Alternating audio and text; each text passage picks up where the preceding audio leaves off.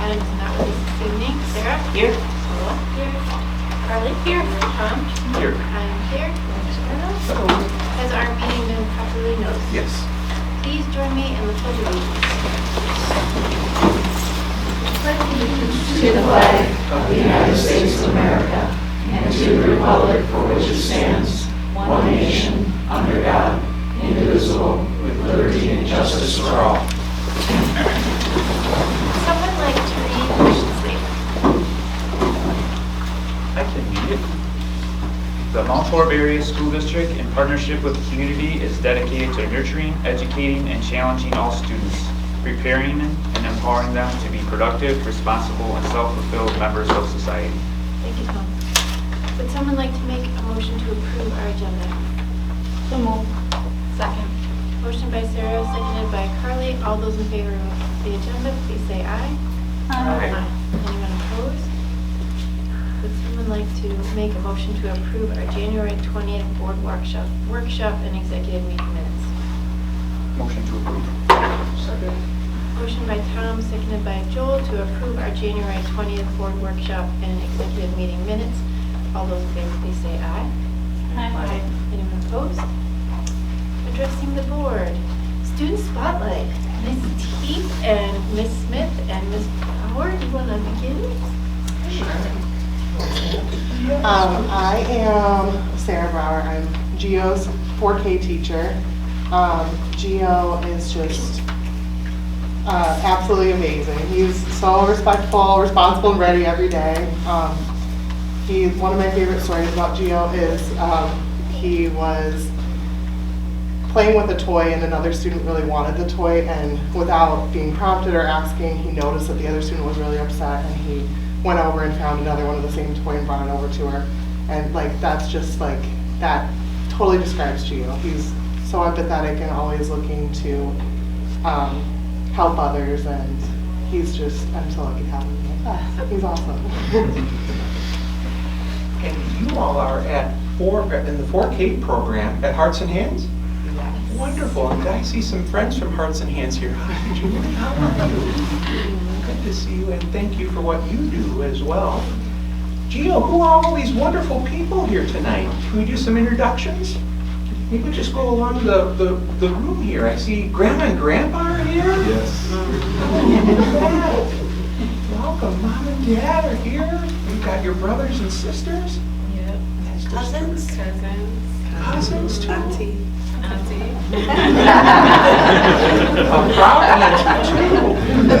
Well, Gio, on behalf of the Board of Education, we want to give you this certificate in the hopes that you will find a nice place for this in your home. Do you have a nice spot for this and maybe in your bedroom that you can show? Oh, that's wonderful. Congratulations, my friend. And we're going to take a picture together in just a minute, all right? All right. Can we give a round of applause?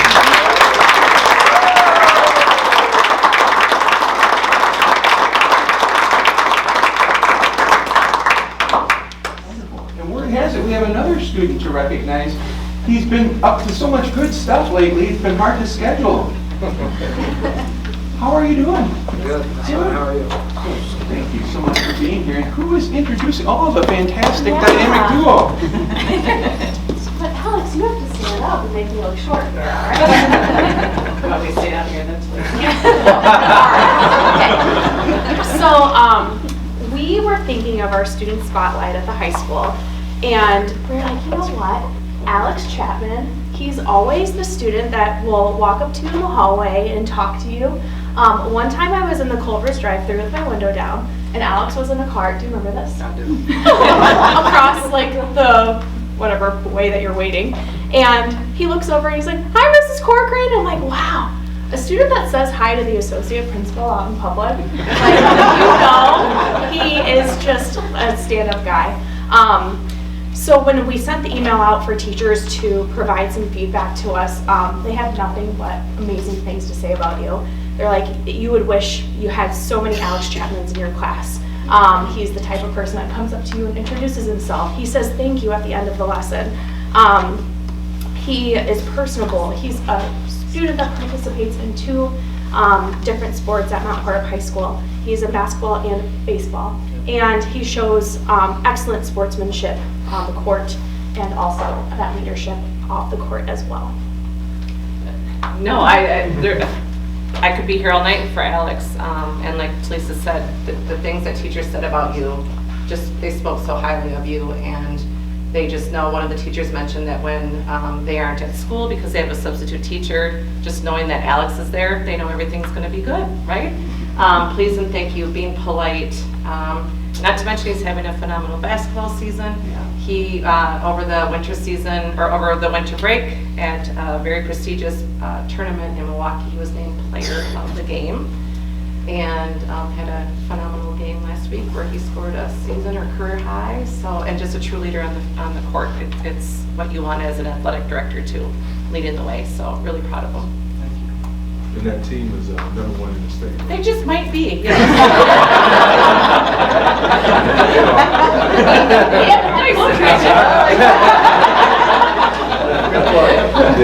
His coach is right here. Alex, who are all these wonderful people here to support you? My immediate family, my dad, sister, and mom, and both sets of grandparents, a couple buddies from the basketball team, and my coaches. That's fantastic. Well, thank you for all that you've done to help support Alex to be the young man that he is. Congratulations, Alex. Thank you.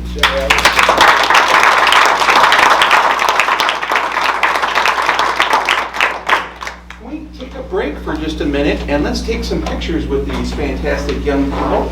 There's a wonderful bulletin board just right outside of this room here. Maybe you could take Yes, some I had to go upstairs.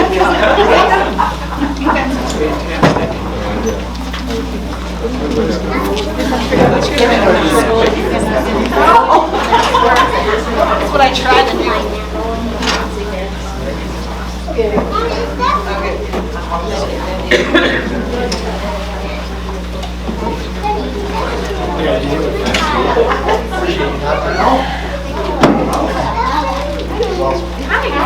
Wait a minute. I saw your name in the.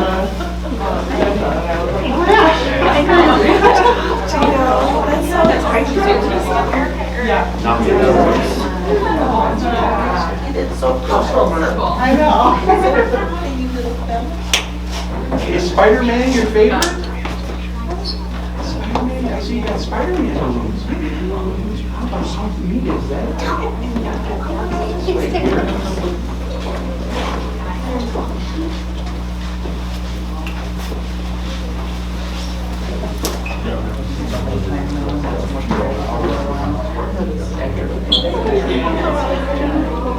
Youngest and oldest today. That is the cutest thing ever. No, yeah. But, yeah, the entire family. How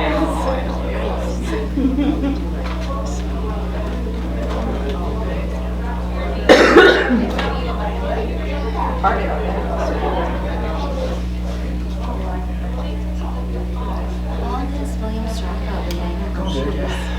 He got a job in November, right when he turned 14, I said, December job. Well, I went home and I said to Nick running, because he was doing something. He's like, I'm not doing it.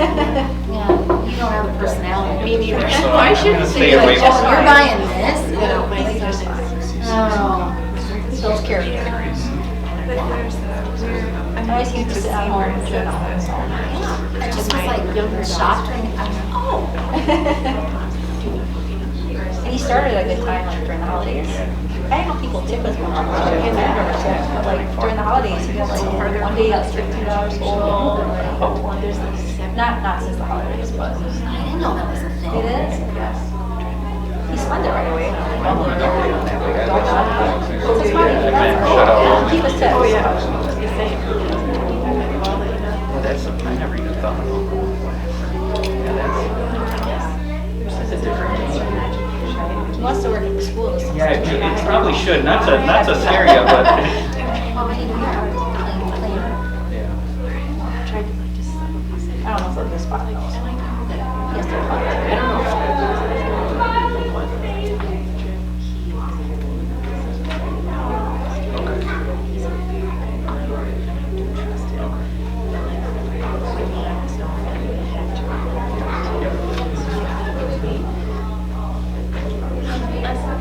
It'll be fine.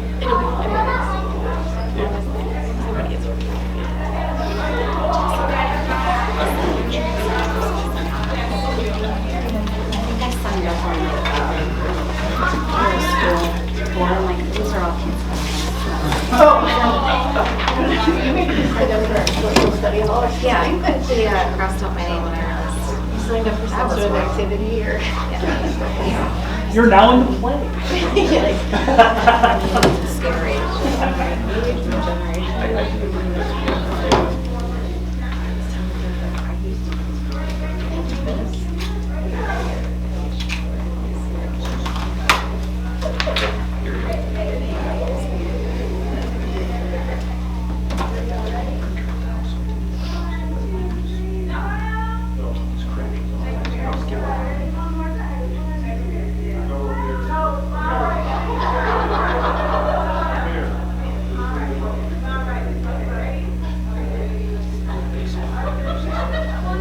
They got a good picture of Alex and Gio together. Oh, That's nice. That's what they should leave. There you go, Not the rest of it. absolutely. That was Yeah. great. The beginning to the end.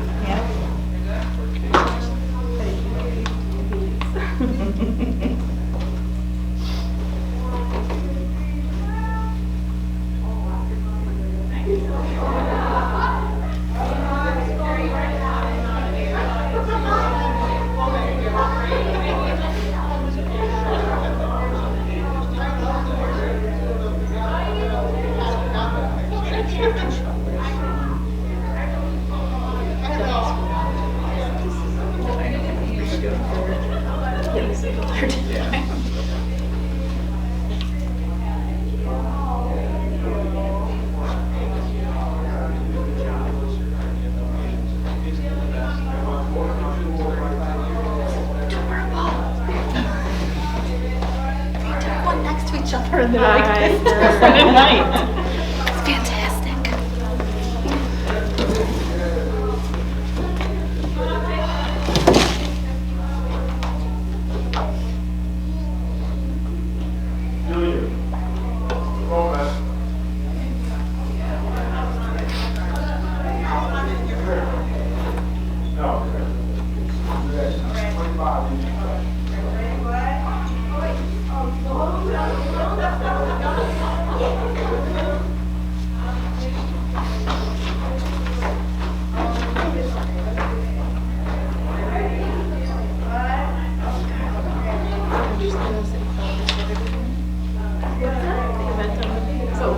And I told him that you were like, okay, because I got a great idea. I was like, yeah, I didn't know what that was going to happen, but I didn't.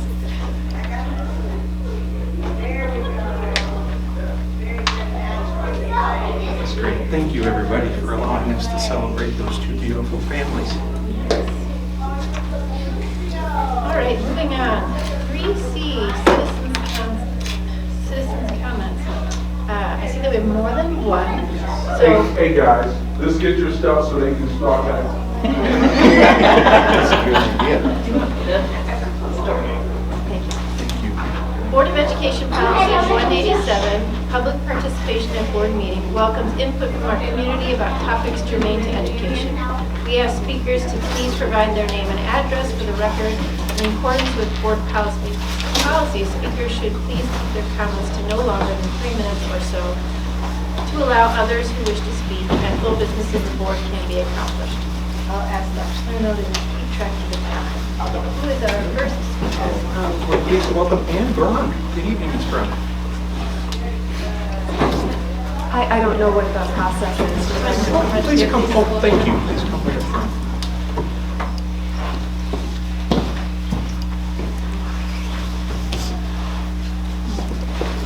Okay, hello, my name is Ann Bronk, and my daughter Gina is going to be a freshman in high school this coming fall. And I am reaching out tonight to ask you all to oppose at the high school level the grading policy known as evidence-based grading, or EBG. We need to continue to use a grading system that is used by colleges and universities across the country. The College Board has a membership association of over 6,000 colleges and universities. On the College Board's website, there is a grading scoring scale grading policy that matches what is in the Mount Horeb course selection book right now. So my husband and I went to a meeting for incoming freshmen, And we got in the course description book the same grading policy that's on the College Board website.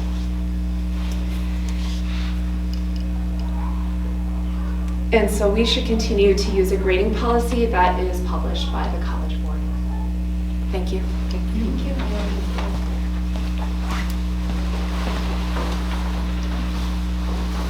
And our next speaker is Mr. Kelly Brown.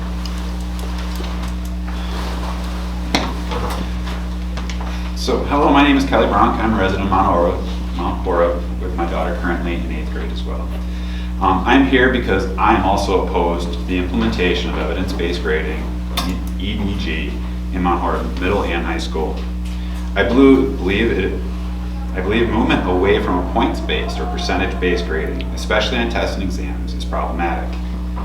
It makes it nearly impossible for a parent to understand what is going on with their child if test scores are not posted in a points or percentage, but are rather EX, PR, AP, BE, NE, as if there's no way to understand whether they got 1 wrong or they got 30% wrong.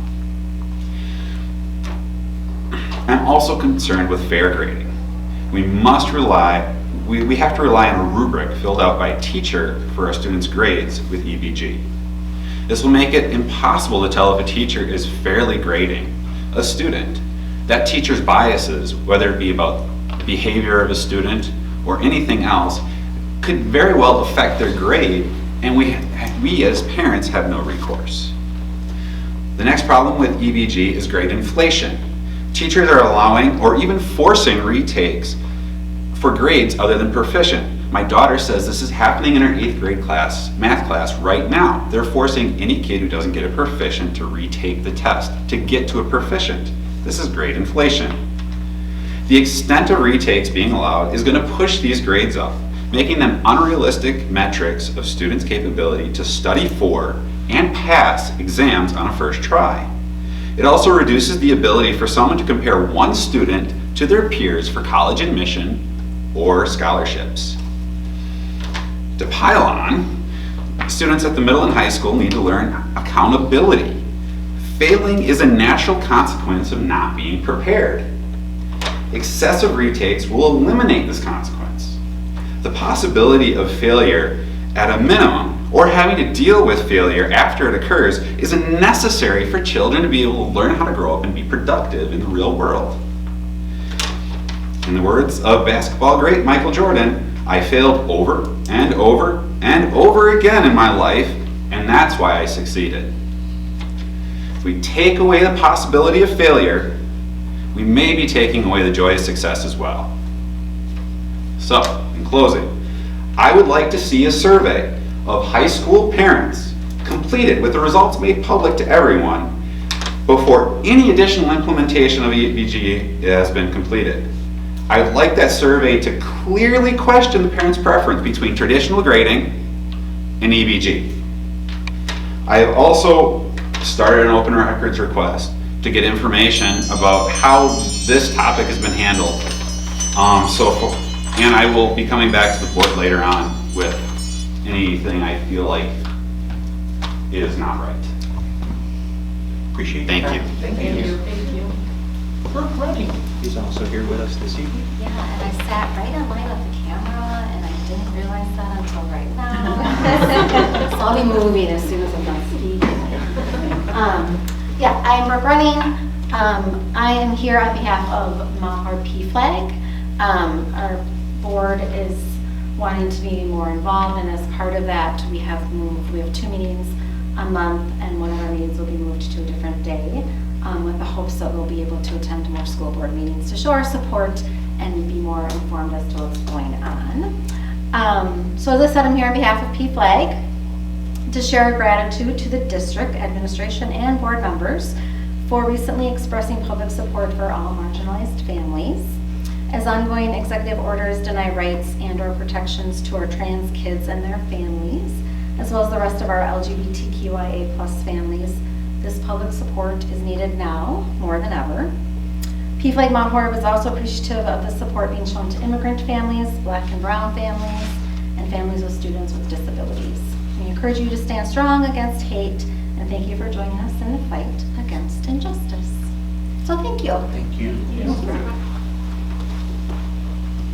Alrighty, moving on to school news. How would you like to start us off? I think a lot of people at the moment are getting used to the new semester. I mean, it's my last semester in high school, which is obviously exciting. I think also in the music department, people are still getting ready for solo ensemble performances. I know that prelims are tonight, tomorrow, and Wednesday. So that's, a bit stressful. Other than that, winter sports are still going on. Today we took all of our yearbook pictures for every extracurricular. As far as that goes, I think that's it. Awesome, thank you. Dr. Florida? Can we brag on NOLA for a second? NOLA was selected by our local Rotary as one of 2 students of the month. And NOLA gets to have her final luncheon with us this Wednesday. The other student, by the way, who was selected was Manon, who was part of our education committee. So congratulations to you both. As we see here, we're just full of students with just really some outstanding leadership qualities. So thank you. Speaking of Speaking of leadership, I'd like to pass this book around to all Board of Education members. This was shared with me from a former employee, paraprofessional in our district, Connie Jo Zwetler. Connie has just an absolute passion for supporting our young people, our staff, mental health supports, and she found this book, and she often gives this book out to people that she cares about, and she purchased a copy for the Board of Education. Just to encourage people to get out and enjoy the environment. We don't always have to be immersed in our cellular devices and things, and so certainly I'd like to pass this book around for your perusal, and then I hope you might join me in a thank you card to Ms. Zwetler for her outstanding gift to the board. And then I also have a couple of other cards that we'll be passing around for your consideration tonight. I'd like to also extend a note of gratitude to President Aragoni and Chelsea Hedges. Both of those fine individuals have developed a spreadsheet that would allow for board members to recognize a number of important events happening this month. One of them is occurring next week. It's Bus Driver Appreciation Week. I'm stealing your thunder. Nope, you keep sure? going. Yeah. I just never heard anyone say they were, I don't know, what'd you say, excited about a spreadsheet? Only the young and I. Yeah, we're spreadsheet guys. I like spreadsheets there too. Keep going. But it's Bus Driver Appreciation Week next week. The following week is School Crossing Guard Appreciation Week. And then the following week, February is full with great appreciation for our school counselors. And so in an email I sent you earlier this evening, I linked that spreadsheet. I have some extra copies of cards if you don't have any or would like more. If you'd like to just drop a note of appreciation to those individuals, we certainly would welcome that.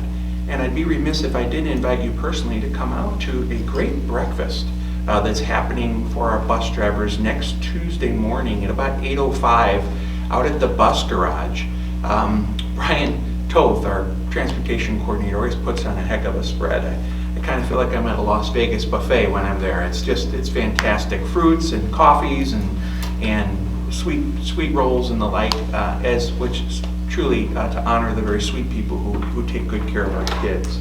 Anything else that you wanted to mention about the cards before I continue? No, I would just add that I did sort of divide them all up, so we'll be who was running who. And then I also threw in custodial staff because, as Dave mentioned at our last BGT meeting, they've done a tremendous, they always do a tremendous amount of work, but then this winter with all the basketball tournaments and Taste of Jazz, that I thought it would be timely to do those. And once we do those, Steve, should we drop them off at the district office? Great idea. Yes, please, and I'd be happy to get those circulated.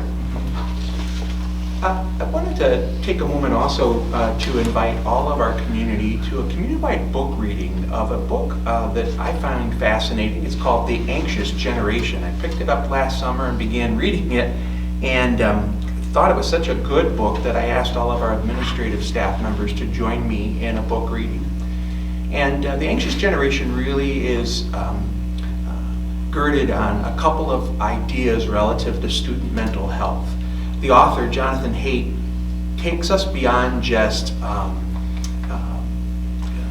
the headlines, but into deep data that represents a causal effect of students' protections, especially our youngest children, and their ability to play in structured time, play in time whereby they can explore, and also the impact of these devices on students' mental health. It's not a corollary, it's a causation, and the data is very, very telling. Thanks to the help of our good friends at the Mount Horeb Public Library, we will be hosting an event on March the 18th. It's a Tuesday night, Wednesday night? It's a night. From 6 to 7:15 at some point, or at the library. And we've purchased additional copies thanks to the library. We have extra copies from our administrators. And I think one of the outcomes of this meeting would be just to hear from our community, especially our students, about their viewpoints relative to what should school districts be doing in order to better support our young people in their learning.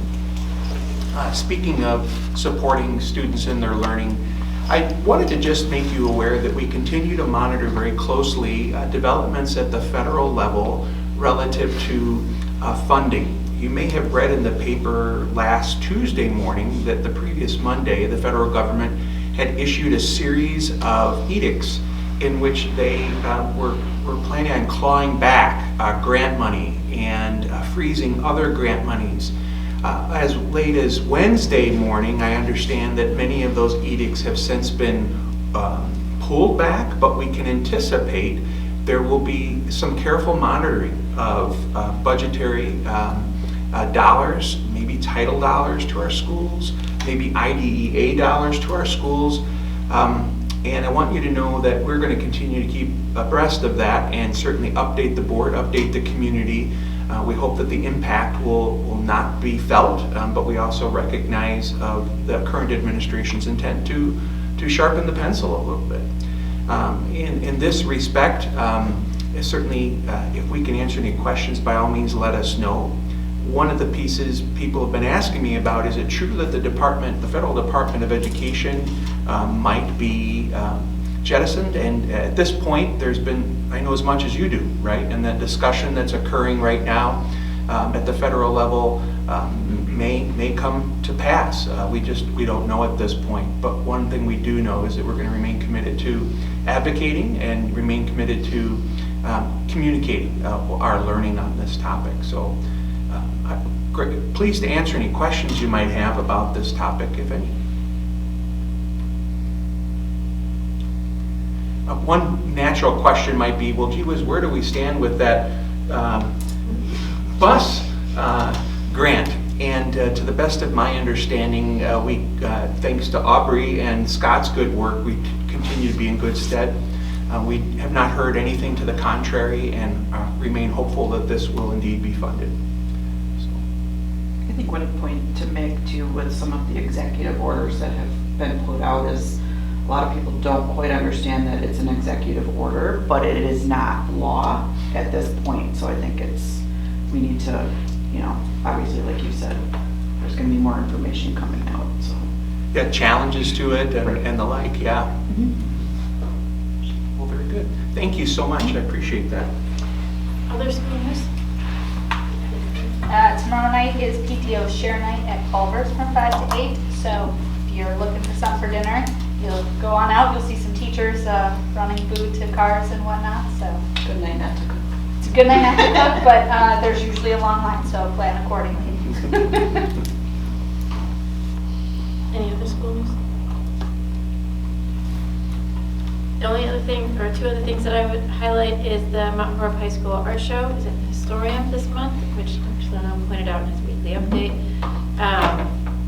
The school district will be presenting at Good Morning Mount Horeb on Wednesday morning. Yes. And then along with, our transportation, CTE, schools counselors, this is also Black History Month. Yes. All right. Moving on for personnel transactions.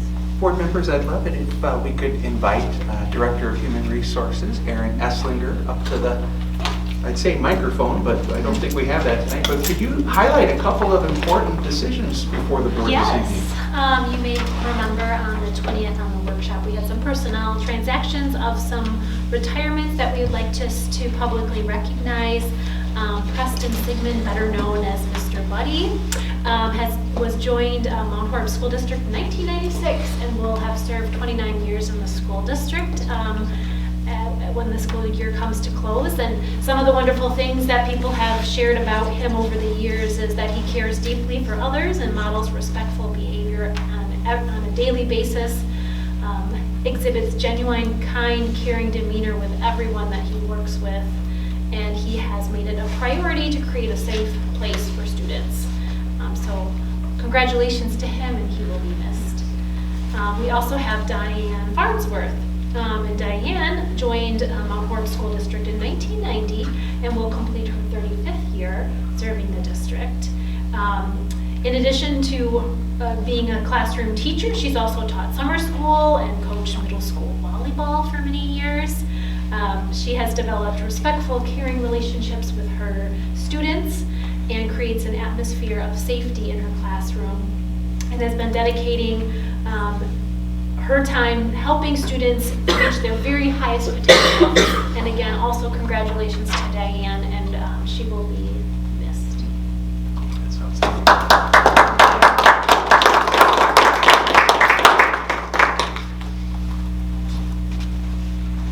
Board members, there is an addendum to tonight's message as well. Would anyone like to make motion to approve our personnel transactions? Motion to approve. Second. Motion by Leah, seconded by Carly to approve personnel. All those in favor, please say aye. Aye. Anyone opposed? Number 5, consent agenda. Is there anything anyone would like to pull out and discuss? Motion to approve consent agenda. I'll second. Motion by Leah, seconded by Joel to approve consent agenda. All those in favor, please say aye. Aye. Anyone opposed? Discussion items. Starting off with committee member reports. PGT, Tom, do you want to start? Yeah, I'd love to. So we just met last week, I think it was, but we got a nice update where we continue to be fully staffed, which is good. The lack of snowfall has really meant a minimal snow removal and salting, and that's really been good with our contractor because we only bring them in if there's more than 1 inch of snow. The heating equipment worked really well during the cold snap a few weeks ago. With one exception, 1 boiler out of 4 failed at IC. And we're currently getting a repair estimate for that, but the building is still holding up fine with 3 of the 4 working. The grounds crew has been very busy with the lack of snow. They can do some other things. They've been adding cameras to field areas, some tree trimming, repairs for sheds to be ready for spring use. And they have been, as you can imagine, a constant battle against salt being brought in on the floors in the buildings. And as we discussed earlier, always having the buildings ready for all the activities that all the schools are partaking in. On the transportation side, we have 1 school bus trainee fully licensed for activities, which is helpful, and a second individual is training for an opening in an AM route. Regarding CDLs, the under the hood exemption for school buses now goes through November of 2026, and basically it limits a CDL license to school buses only. There was a driver meeting and communication to all staff and parents, emphasizing the dangers of being around the buses and the danger zones where maybe the drivers can't see as well, and tips for keeping everyone safe around buses, because we want our kids to be able to get back and forth from school safely. As we just discussed earlier, February 10th to 14th is School Bus Appreciation Week, so say thank you to your bus drivers. We had an update on the 4K to 2nd grade bus badges.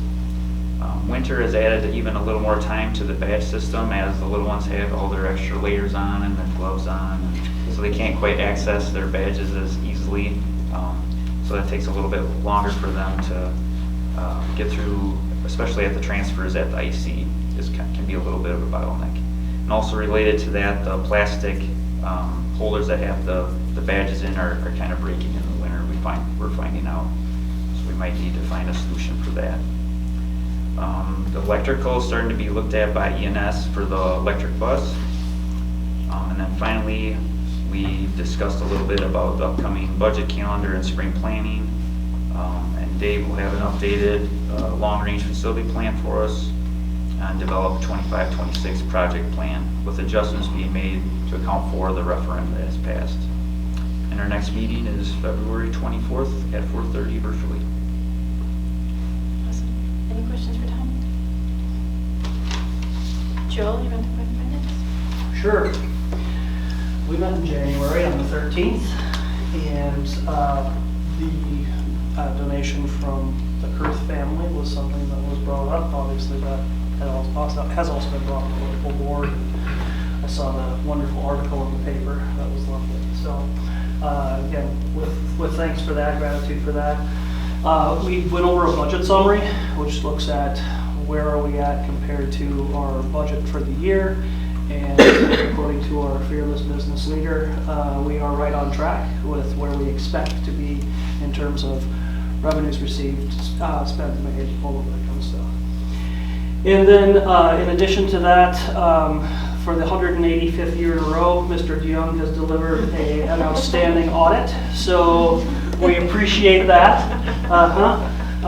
No, we've had really, really good clean audits for quite a few years due to the proper management and the high caliber of staff in the business office. This year was no exception. Which is always obviously very helpful when we do bond referendums, all those kinds of things that we're looking at right now. So, and of course, we talked about a budget calendar. It wouldn't be a finance meeting without talking about it. So it's wonderful. We'll meet again next week. So if you're looking for a good time Monday night, come on out. Carly, would you like to talk about stuff? Yeah, we had a very abbreviated meeting on the 20th, just before our workshop, so not as much content as we usually do. We did take a look at a policy that'll come before the board around when parents have the right to request independent educational evaluation for disability services. We had a brief update on some of the supports put in place for students and staff related to a student who passed away, and a brief update on Title IX changes, which as sure as we all know, were overturned in federal court, and we revert immediately back to where we were before all of the work that Aaron and the team did over the summer and fall. So, our next meeting is the 17th of February. Any questions for Carly? Thank you, Carly. Sarah? Do you want me to do with Kale or no? I think we're going to hold off on Kale to the second meeting. Okay, perfect. Sarah, did Community Coalition meet? The Community Coalition did meet. I unfortunately was not able to attend due to family situation that you are all aware of. But I did have Rachel send me notes as they related to the school district so that I could relay that information to you all. So Rachel has conducted a podcast that will be available this week. It will be released, and then this podcast from the Chamber of Commerce. It was Craig Smith was on the podcast, and he talked about academic planning, the IB program, and youth apprenticeship. So that'll be interesting when that comes out this week to listen to that. Another item that was discussed was the IB programs and the youth apprenticeship programs. These programs align with students with project-based learning, hands-on and in-the-field study, where students want to take their career. Parents and caregivers will have access to their children's progress and pathways. Academic planning will be based on career programming starting in middle school, helping eliminate or accelerate students' career paths. AP classes are offered for transfer credits. It was also noted that it's important for students to consider colleges that align with their interests to ensure that they receive the best education for their chosen career paths. She also noted that from a local business perspective, employers prefer to hire and train individuals rather than focusing solely on their degree status. So it's encouraging to see the job transfers employees have made while actively engaging with workforce programming and big business culture. On average, students take about 5.3 years to graduate from college as they change their career paths. By implementing programs to help students align their career paths starting in middle school, they will have the resources necessary to understand their future careers at an earlier age. And then student culture changes suggest that small groups of integrated students participate in reverse interviews with employers to actively engage with their career paths. And then lastly, it was noted that there is a need to provide access to career exploration and to revise what job shadow experiences look like for today's students. So that was, those were the highlights from the meeting that related to the district. Awesome, thanks, Sarah. The village met on the 8th. There wasn't a whole lot that was directly related to the school district, but I will say that in the committee report section, the sustainability team, or the sustainability committee, our high school energy team, plus Aubrey and Chris Ball, were meeting with them, presenting part of that team, so I picked up on that. That was fantastic. And the only other thing that I would note is that they are currently reaching out to our new state reps to bring them to the village. If it works, I didn't know if we wanted to say, oh, stop by here too. So I just wanted to point it out that Thank you. They are trying to coordinate those. It didn't sound like either were planned yet. Okay. But we wanted to take advantage of them being in the district. And Nola, I don't know, do you have anything else to add? No, not that I remember anymore. All right. Yeah, I think that's it. 6C, our first information and advocacy report. Sarah?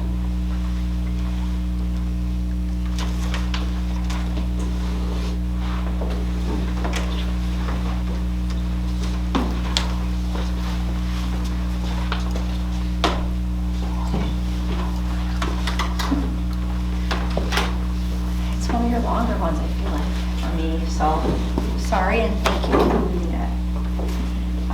I'm going to touch on a couple of highlights from this report. So this report looks at the percentage of students who are on grade level or higher on state and local assessments, measured in content areas, and we're going to look at growth, and we're going to look at achievement. So the first section is indicator 1, percent of students growing from their previous results. And I have it broken up into 2 sections, mathematics and reading and English for grades 3 through 8. We're going to start on those figures that Dr. Salerno has up there for us. We have the percent of students who have grown from fall to spring for the past 3 school years. And the student growth percentile key, you can't see it here, but on board docs I'm sure you can see what the colors represent. Purple, the light purple and dark purple is where we want our kids to be percentage-wise for growth. And we can see over the 3 years, if we think of from bottom up being most recent, we have seen a slight decline at each grade level of growth. And in the report, I attribute this to potentially 3 reasons. The first one, potentially with our new math program, kids made that jump initially, and now they're sustaining.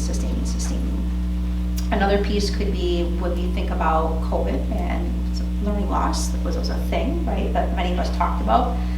We had that recoup initially, but maybe not as high of a growth each year. Still pretty high at the lower grade levels though. Or there could be a third piece when we think about resources or implementation or other factors. So those are pieces that we're thinking about, aware of. That's why we look at this data to really scratch our heads and say what's changing, what's shifting, and what we're doing. As we go horizontally from grades 3 to 8, we do see less growth as the years go on as well, as the kids get older. And there's research out there as kids get older, those growth increases do decrease, but we are looking at that because in the next figures, we are able to then compare that data from FastBridge to our state report card. And when we think about the growth on the left side, which is the growth the past 2 school years at the IC, we do see the dark blue line in mathematics. We're gonna have the arrows, the arrows are a little slightly off, I apologize. Our students are above the state in growth. When we look at the right side where the green arrows are, when we're looking at our middle school, grades 6 through 8, our students are performing with less growth when compared to the state. And this is something that we've been talking about for a few years about. We have, and Joel and I were just talking about this at the education committee, we have been on a journey looking at our middle school math resource, and we have some implementation going on with a resource that we're interested in, that we're piloting right now. So we're almost there to make a recommendation to the Board of Ed about a resource purchase that will help with that growth piece and push us forward there. So we have been acting on it, it just takes a little bit of time to do it right. Moving down further then, I'm not going to touch on English language arts too much at this time. I'm actually going to go to figures. Steve, if you wouldn't mind going to the figures of the state report card. Yep, perfect, thank you so much. When we see English language arts, when we look at the left side for achievement now, so we're not in that growth mindset, we're in that achievement mindset. We do see the intermediate center, both in English language arts and actually math, achieving very, very high compared to the state. In math, they're about 20 points higher than where the state average is for those achievement scores. And at the middle school, it's not as high as the IC, but our kids are achieving higher than the state in math and language arts. So while the growth wasn't quite there where we wanted to be in some areas, our kids still are achieving. But we want to keep an eye on that growth because it is one of the main power goals for our Board of Ed.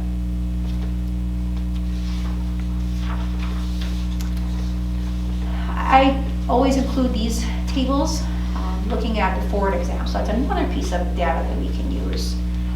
But things got a little shaken up this year, where the cut scores were changed and the proficiency percentiles were altered as well. So I put a green line now that we can keep that there. Because it is hard for me programmatically to see how we're doing year after year if those cut scores change and those percentiles change. So it's just a good reminder. There are some discussions at the legislative level about potentially rolling back and not moving forward with what State Superintendent Underly and her team rolled out this past year. Changing those cut scores, so we'll see what happens there, and maybe the numbers will shift again. So we shall see. But fortunately, as you've seen before, maybe we'll see again this year, I included a spreadsheet where I do look at other school districts further down. Yeah, just really quick. Yep. This is really impressive. To just get the apples to apples, that's the closest apples to apples I can have when the state changed the cut scores. So it just helps me click on the math, Steve. It just helps me look at that piece and how we're performing compared to other school districts. So we're right where we have been and need to be because everyone had that shift in cut score change. So just that's my safeguard when things like this happen. Would you mind just giving for families who might be watching this later, just a Reader's Digest version as to how to view this longitudinal, because this is great stuff. And one of the things I love what you've done is you've identified where Mount Horeb has exceeded. Yeah, so I have a conditional formatting in here. So anytime a school district is higher in the percent of students meeting or advanced, or proficient or advanced, they're green. So that's just a quick visual that you can see over time how some school districts are comparing, all school districts are comparing to Mount Horeb, whether we have a higher proficiency or a higher percentage of students proficient compared to some school districts or not as much. And it also then helps me reach out to districts and say, what are you doing? Because we want to learn from each other. You've looked at it both from the Badger Conference, but then also those school districts that are 5 larger in size than us and 5 smaller. That gives you some understanding as to how we're comparing against similarly sized school districts. And then along the bottom, what's that all about? So we have that for the 4 major content areas, and then on the tablet Dr. Salerno is on now, we need to segregate our data as well, keeping track of that. Nicely done, as usual. Thank you. The last piece, one of the last pieces then to touch base on is the ACT section. Always try to provide the high school view as well. You can see over 10, 11 years how our students are performing on the ACT. I put the yellow line in here just as a reminder that that was the year that the ACT became the state exam, and all students then took the ACT rather than those electing in to take the ACT. What is pretty neat this year, from the 23 school year to the 24 school year graduates, is we see an increase, at times over a whole point. So I'm curious to see if we have this upward trajectory still, or if it's a blip. I hope it's not a blip. But it's really nice to see some really great growth. And actually, I do want to give kudos to the high school team, because I passed this up, Stephen. You would stop there. I should have. It's okay. Yeah, I should have said something. When we look at the high school state report card, they have pretty amazing growth. And when we look at the growth, the high school report card growth score was the same or higher than 92% of high schools in the state. That's pretty impressive. And the same thing for their achievement piece. Their achievement score was the same or higher than about 83% of the schools in the state. So Cody was reached out by WASA to present on what he's doing, what's happening at the high school. So he'll be doing that in June.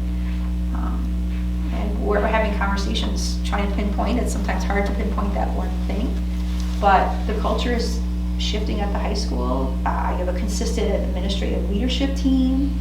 You have a great space that's supported by the public in the referendum. We have the IB program. We have youth apprenticeship growing. There's a lot of great things happening at the high school, and it's transferring into more of a public forum of what we're doing. So kudos to everybody. It's a team effort. And I think that's where I'll end. Can I ask a question? Yeah. If we go back up to the first few figures, when companies are... Which ones, what numbers, Jessica? 1, 2, 3? Yeah. Okay. Yeah. When companies are designing their curriculum and they're thinking about how much growth a student will make from fall to spring, is it that typical growth, that color? You know, like in general, when they're designing a curriculum, do they say like, we assume that... Well, this is FastBridge, so it's not attached to a curriculum. It's that That's a good point. Yeah. screener. So they're comparing norms like across the whole nation. Sure. So we're, when compared to national peers, you're doing pretty good. Yeah. Okay. Yeah. Good question. I should have referenced FastBridge, I apologize. No, you did. But then when you were talking, I started thinking curriculum. Okay. It all goes together. Yeah. Okay. Questions for Sarah? Since you're on that slide, as it is the 21-22 school year, I was basically the COVID that all of a sudden, you know, there's this big growth. For instance, grade 5 has a pretty strong, aggressive growth, right? Yeah. And then we see that drop off. Yeah. After that, but if it's it could be COVID. I would think we were but the in curriculum our itself wouldn't have changed. where we were in our. It's tough too because we were also in our first full year, second full year of our math program. So those two things were occurring at the same time.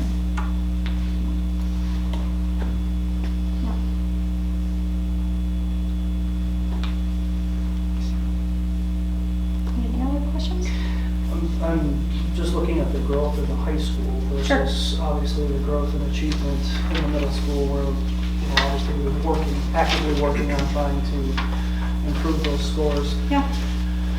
Are there, in terms of percentage of population that tests into advanced math and some of those kinds of things, have we noticed any shifts in that moving from the 8th grade up to the 9th grade, and is possibly some of that growth because there is some additional help that some students are being given? When we think of 8th grade, right, that's where Algebra 1 can curve versus high school. This year I think we have about 51 students, 52 students, so about 30% of the class, smaller class we have, 30% of the class. We've typically had about 2 sections of that, so I'm trying to think, I don't know. Okay. I know some students may be doubling up more sophomore year into the geometry and algebra 2 in order to, it's just a lot of pieces, so I don't know that answer. We have seen a very big jump in our AP stats. We used to have, that's a newer class as about 3-4 years ago. 1 section they had, and now maybe 3-4 sections. Some kids are taking both AP stats and AP Calc, so there's that higher level piece with that addition there. Just when I look at that data compared to the improvement on the math score in the ACT, which is certainly lagging behind the other scores I'm seeing, I'm just, do we truly believe that it is that 6th through 8th foundational piece that, I'm wondering how we can maybe get a better view on that, because we see some really nice growth in high school. Mm-hmm. But just a 10th, you're saying, compared to the rest? Yeah, compared to the rest. Mm-hmm. I'm not even sure what I'm really asking, other than I think there's some more information to be gotten around that shift. Yeah, it did go up by a 10th, but and then I look at the state, and the state's been dropping by a 10th each year too, right? Yes. So they didn't follow that, we haven't followed that trend, which is good. No, I'll take that all day. Yeah. I'd like the tide to lift all boats, There you go. including the math boat. I agree.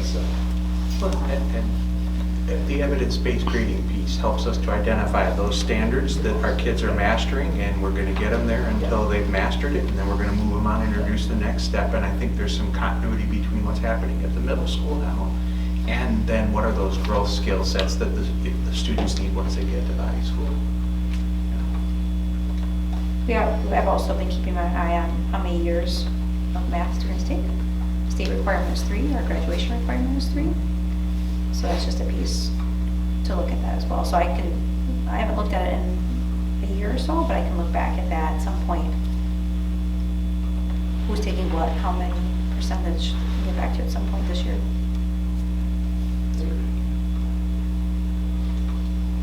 Thank you, Sarah. Thank you guys, appreciate Well done, it. Sarah. Thank you. Thank you. Thanks, Sarah. Alrighty, 6E, the WASB Annual State Convention. First off, huge thank you to all of you who went, including district staff, for the time away from office and family. It's a really nice opportunity to learn together, build relationships, network, all that kind of stuff. It is 2.5 days of topic-specific sessions on all kinds of things, plus a daily keynote address. Governor Evers spoke. The school district presented with the Office of School Safety on a school safety presentation. Dr. Salerno was part of a state funding panel discussion. I have, in true Adam Mertz form, a small booklet of all of his notes. Anyways, maybe we could just go around and talk a little bit about some key highlights and anything. I mean, I know we all learn a lot, but if there are nuggets that really resonate and we think we should move forward, try to narrow it down that way. Anyone want to start? I can start. So if anyone is interested, I do have the delegate information and we should, anybody else wants to do it next year? It is a lot of fun, but holy smokes. Everything passed except for decoupling public and private school funding, which you would think sounds like a good thing, we should do that, but the argument was that they shouldn't be private school funding, and so we shouldn't decouple them, we should get rid of it. So that one failed. The rest all passed. These are all ones that weren't heard. So if anybody is interested in seeing what passed, I have that. It was really fun. Was there any heated discussions this year?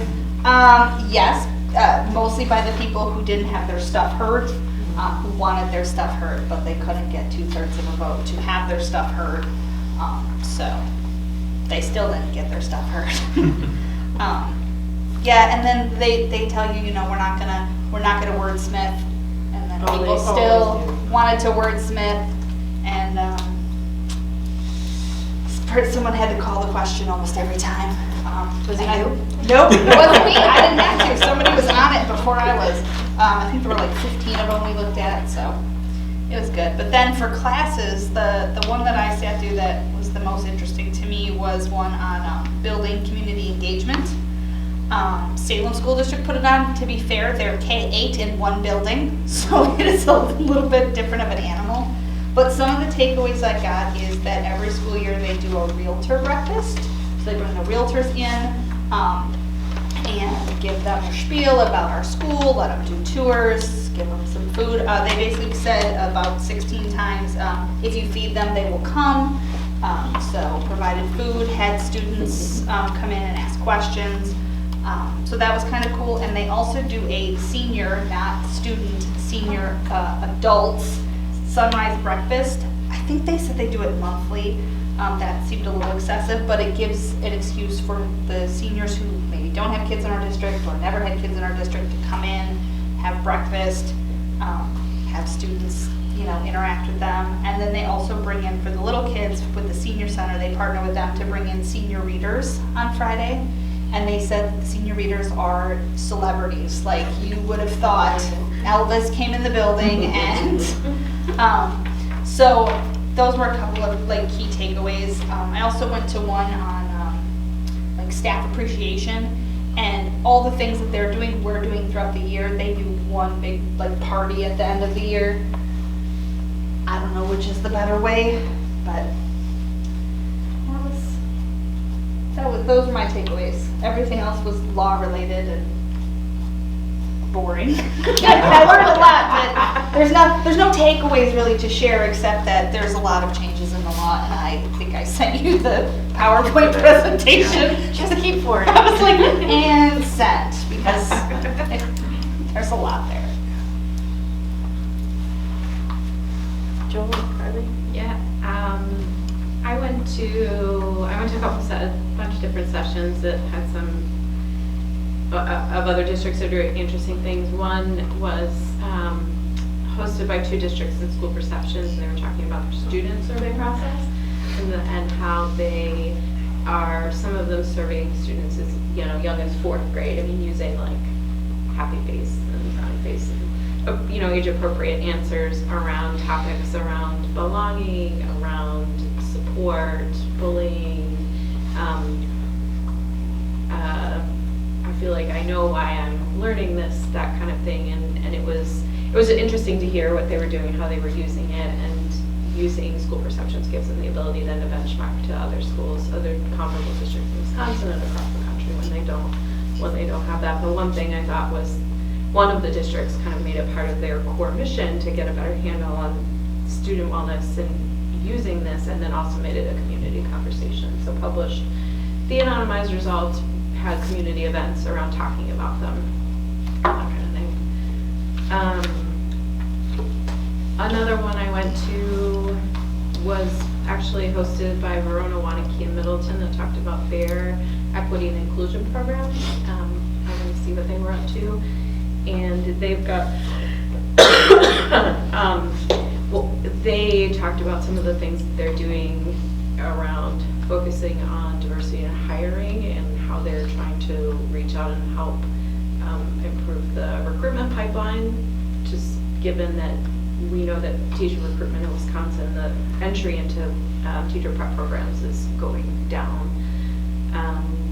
And one thing that one of them does, I think, Wanakee, is they bring their equity statement back before the board every year to re-examine the language and vote on it. Vote on it again every year, which kind of helps keep it front and center for them. I went to The other one that I think is interesting for us to keep in mind went to the equity in school funding that was co-presented by Dr. Salerno. One of the presenters was Charles Franklin from Marquette Polling, and he talked about how if you trend over time how the public in Wisconsin feels about whether we should prioritize school funding versus property taxes, over time that is shifting more in favor of prioritizing reducing property taxes over reducing school funding. And it doesn't seem that it's necessarily tied to dissatisfaction with schools, just maybe tied to more economic conditions, but it is probably part of what the state of Wisconsin is seeing statewide in terms of, you know, a gradual downtick in referendum passage and things like that. So something for all of us to be mindful of. And then the last one I went to was a WASB state legislative update, where they talked about not only the budget process and some of the upcoming dates, but some of what they think is coming up from the legislature outside of budget. So some things for us to be mindful of. Well, a couple things. For budget advocacy, budget timelines, the governor's going to release his budget priorities on the 18th of February.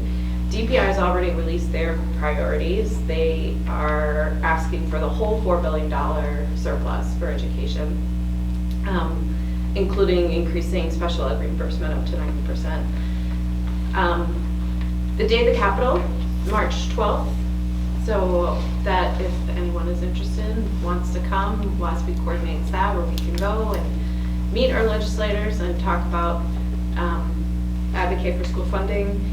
There's also the opportunities over the spring to testify in front of the Joint Finance Committee once those hearing dates are set.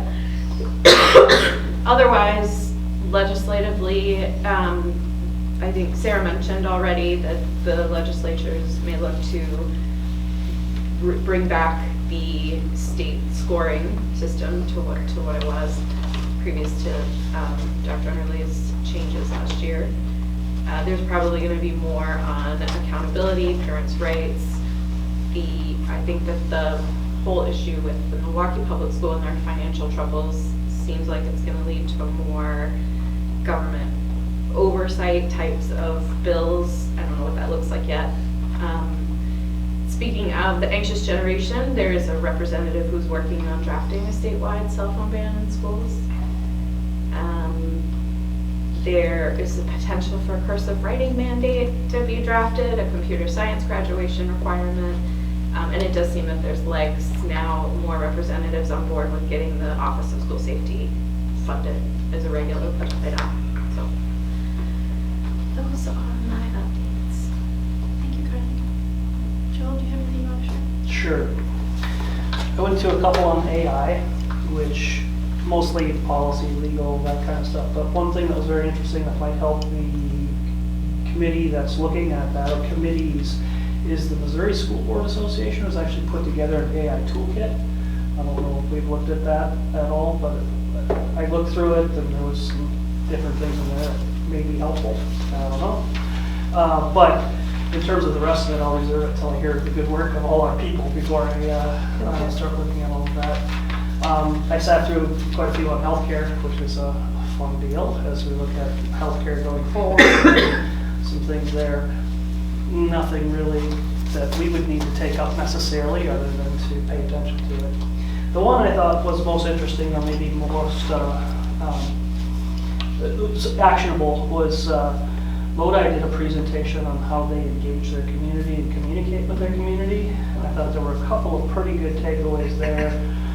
One of the things they do is they create a schedule where he called it, telling the story or the good things that happen. For example, 3 kindergarten teachers corralling a bunch of kindergartners before school. That's an amazing thing that's happening, which is I get it. So, but the idea was every week, each different grade level sends something to their social media platform, and then they go through those and they choose one to publish. So, but that way we might be able to gather data as opposed to going to find it. Maybe make our life a little easier to be able to get some of those good stories out there that, teachers always say, well, that's just my job. Well, yeah, but it's a pretty amazing job. There's a reason I don't do it, so. But I thought that was a really good idea, was to get the storytelling from people that are doing it as much as possible. And have it, what they do is they actually have a social media email that everybody sends everything to. That way it's captured in one spot and then can be worked through by whoever is in charge of that. I think they outsource it, but I don't think we need to, right? So, I just thought there was some really cool little things that we might be able to do to make life easier and to bring stories that we wouldn't necessarily otherwise hear about more to the community. So, that was it. Awesome, thanks, Joel. Adam, I'll just share a little bit about what he shared. He also went to an AI presentation. I don't know, Sarah, if you also have his notes, but he just kind of noted some people from CISA 2 and CISA 10 that presented. You probably already familiar with them. The evidence-based grading session, the Wilmot High School folks are very eager to connect with anyone, if you have not already connected with them. And then Adam also went to one on cyber preparedness, and he and I just kind of had a hallway conversation afterwards. And I think it's maybe a conversation that we've had at the board table just maybe prior to him being on the board. So I just wondered if it was at some point something we just circle back to, because he had questions and I was like, oh, we talked about that, but maybe you weren't there. And then I went to the same school perceptions one as Carly. I thought the student satisfaction survey piece was really interesting. You then told me that Principal Lundquist had done that at the high school. That's right. So maybe at some point we can learn a little bit about that, and just out of curiosity how he thought that went. I also went to some standards-based grading ones, so I could try to learn a little bit more. What about you all? Did Brian, Aubrey, Scott, do you have anything that you want to highlight or share? I went to a great session, retaining educators through peer mentoring.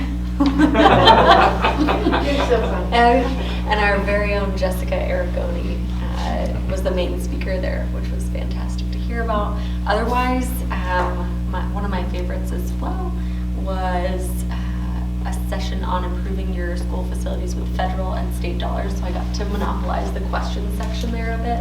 I felt bad for my board members who were also in the room, but it was super helpful in identifying like benefits for geothermal and things like that, which was nice. Yeah.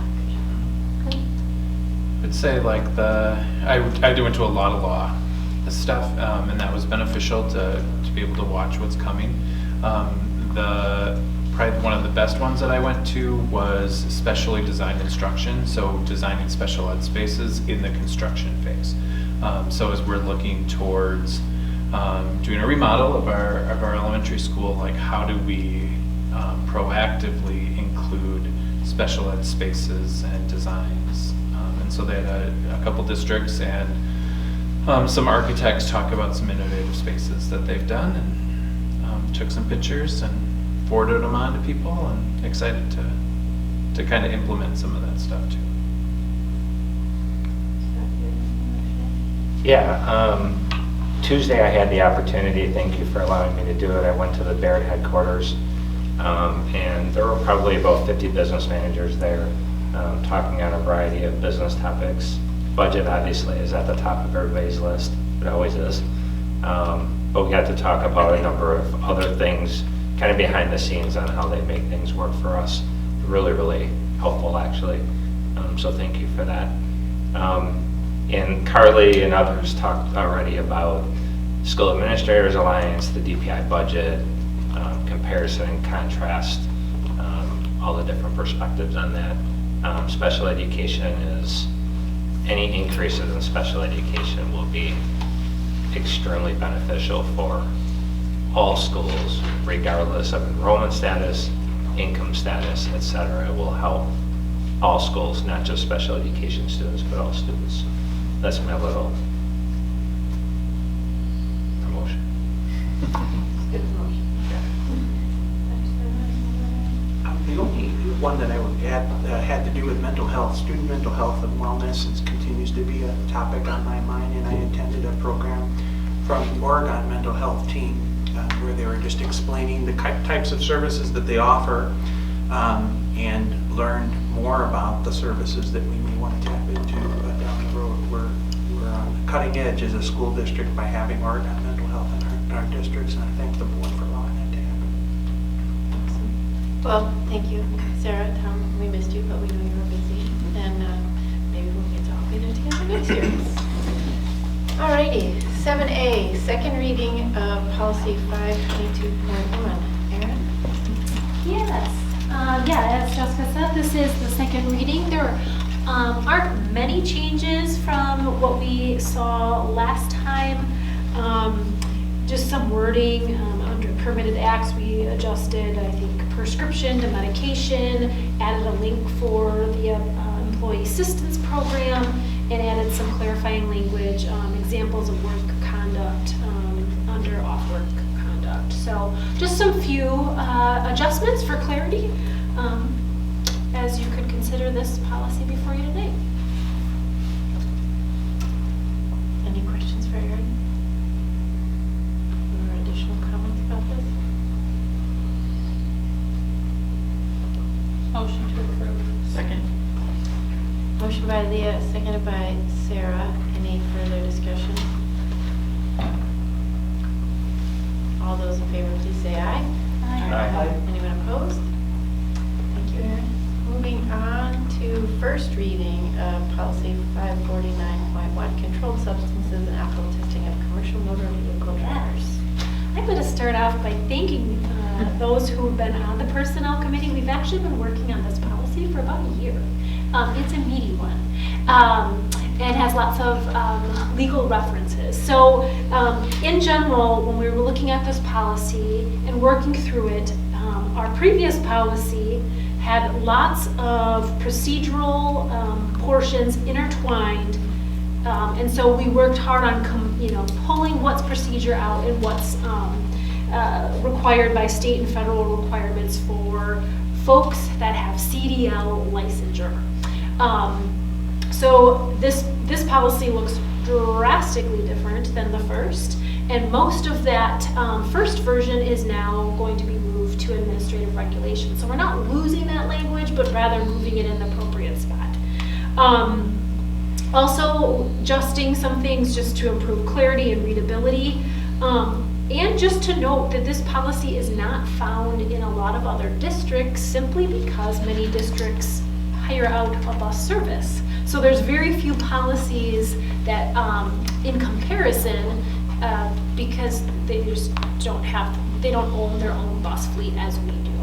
So kind of just going over the meat of the policy, it addresses what employees are covered. This policy covers all commercial driver vehicles, CDL holders, and much of the information in here is directed by federal and state law. It also opens this up to employees that transport students that we may want to have additional training or testing for those employees. It includes some key definitions of what alcohol, controlled substances, and safety sensitive functions, what that means. And talks about how we must, by law, we are required to contract testing services out for medical review officers and who can properly conduct the testing. So that's included. What training we provide to make sure we're meeting training for our supervisors and our employees who have CDLs, what we test for, and how we test has been pulled out and put in administrative reg, but such as pre-employment, reasonable cause testing, random testing, and post-accident testing are all required by the law, and then what drugs we are testing for are also required by law, so those are noted in there. So again, a lot of reworking. I'm happy to answer any questions about this. I again appreciate all the work that people have the time and energy people have put into this, as well as Brian Toth behind the scenes, by the way. I apologize, Adam's not here, so the timeline continues. We can't pass it Oh, tonight. I didn't expect it with a big policy like this, so. Any questions? Leah, any comments? No, I'm on the committee. I know so you I'll are, take that's what I whatever wrote. you guys ahead of time. All my annoying questions have already been answered. She revised her revisions already.